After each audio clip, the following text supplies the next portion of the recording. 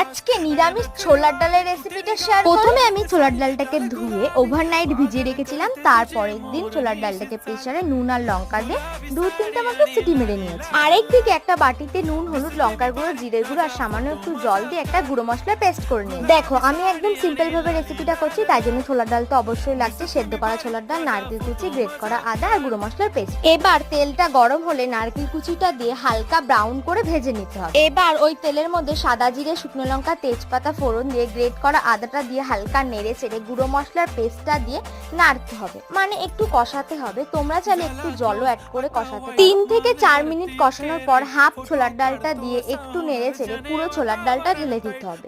তার উপর থেকে ভেজে রাখা নারকেল কুচিটাও দিয়ে দিতে হবে।